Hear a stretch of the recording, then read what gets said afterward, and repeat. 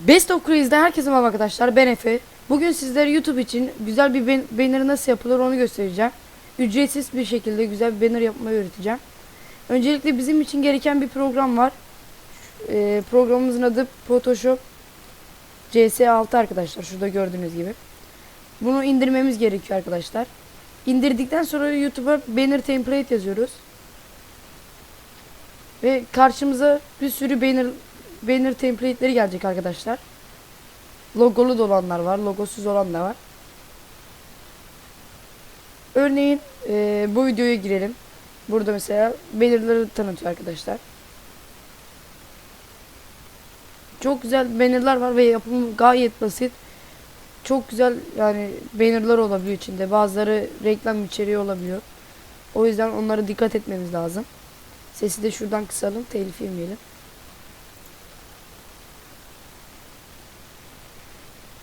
Burada toplam 100 adet varmış. Ve hepsinin de linkini aşağı bırakmış. Gördüğünüz gibi mesela örneğin bunu indireceğiz mesela örneğin. Daha fazlasını göster deyip ikinci sıradakine tıklıyoruz. Arkadaşlar ben bu banner'ı arkadaşım için yapacağım şimdi. Bu kanala da abone olmayı unutmayın. Gerçekten çok güzel bir kanal.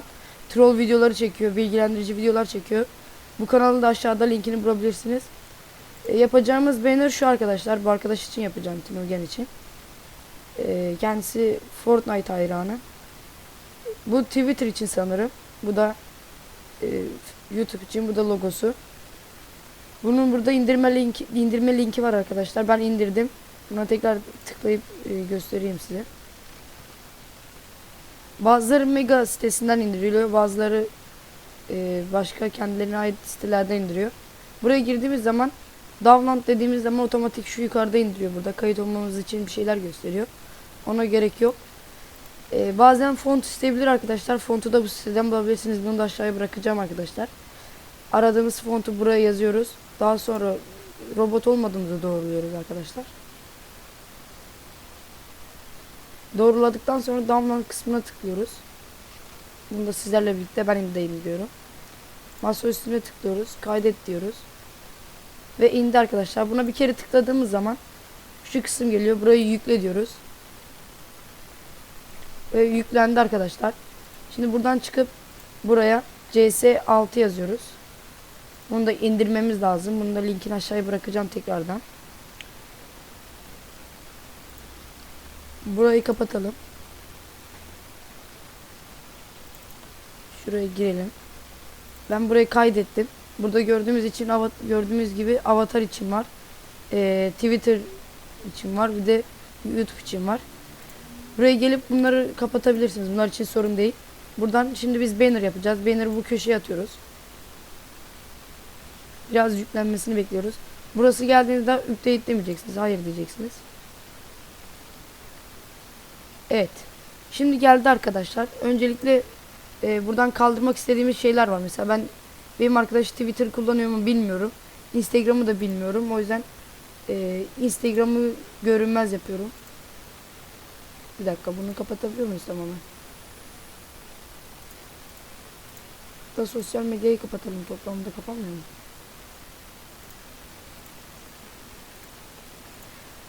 Bunları ayarlarız. Şimdi arkadaşlar buraya geldik yapımına. Buradan T kısmına basıyoruz. Yani text'e basıyoruz. Yoğur kısmına gördüğünüz gibi bir tane daha şey istiyor. Ben bunu direkt indirip geleyim. Arkadaşlar onun fontunu bulamadım. Şimdi kendikinden örnek vereceğim. CS6'ya tekrardan giriyoruz arkadaşlar. Bu arada benimki şöyle. Onu da göstereyim. Benimki bu şekilde. Ona da aynı şekilde yapacağım. Daha deminkinin şeyini bulamadım. Fontunu bulamadım. CS6'ya giriyoruz. Bu arada arkadaşlar bunun da şeyi içinde var. Kendisi veriyor fontunu. Çoğunda zaten böyle oluyor. Bazılarında olmuyor. Evet arkadaşlar, şimdi geldik buraya. Daha sonra YouTube banner yapacağız. Bunu buraya atıyoruz. Buraya ne diyoruz burada? Keep layers diyoruz arkadaşlar burada. Derse tabi. Orayı geçmeye çalışın. Bunu daha gösterme diyelim. Gördüğünüz gibi geldi arkadaşlar. Buradan bakalım bu neymiş. Aynen. Buraya yakınlaştırabiliyor muyuz? Evet, şuradan yakınlaştıralım. Your name kısmına bir kere tıklıyoruz arkadaşlar. Buraya kanalın adını giriyoruz. Burası biraz kısa oldu. Burayı büyütebilir miyiz? Böyle mi yapsak? Tam böyle kalsın. Daha sonra buna tıklıyoruz. Şurayı böyle yapsak. Tamamdır. Daha sonra şu alttaki kısma da bir bilgilendirici bir şey yazabiliriz. Mesela ne yazalım? Abone olmayı unutmayalım. Mesela bunu yazıp bunu ortalayalım. Biraz da aşağı indirelim. Burayı tıklayalım. Gördüğünüz gibi güzel bir font aldı. Şurayı şöyle yapsak biraz. Burada değil, pardon. Yukarı kaldıralım. Biraz aşağı.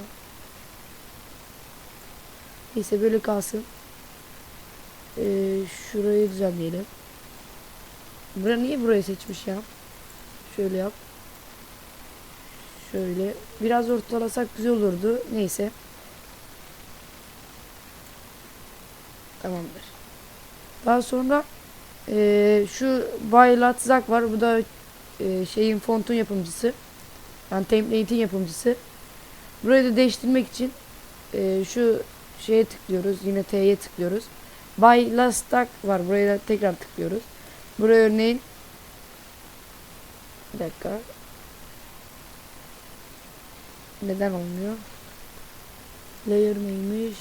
Şunu sil. Onu bulmamız lazım şimdi.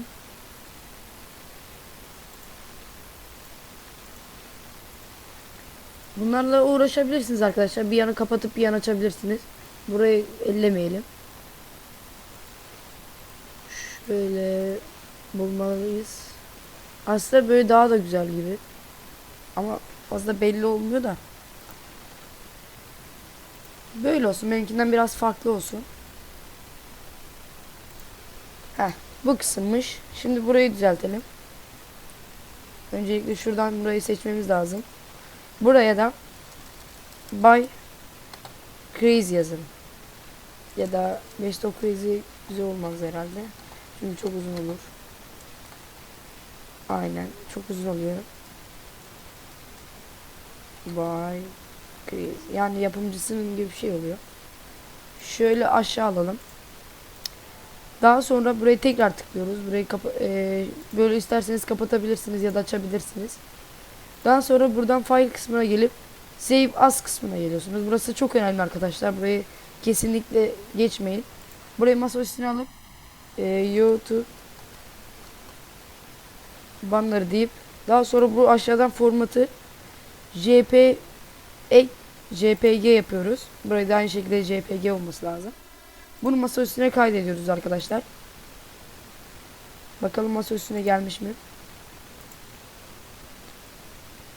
Aynen, burayı da burayı seçmiyoruz. No kalacak.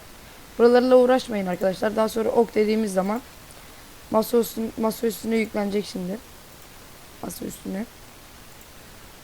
Bir dakika. Yanlış yaptık sanırım. Tekrar save istiyorum. Şurayı JPEG yapıyorum. Masaüstü YT banner. Olmuş mu bakalım. Aynen olmuş. Uğraşmayalım bir daha. Kapatalım. Bakalım fotoğrafımıza. Pardon, resmimize. Bence güzel oldu arkadaşlar. Zaten kullandığımız zaman şey olmuyor. Şu kısım gözükmüyor.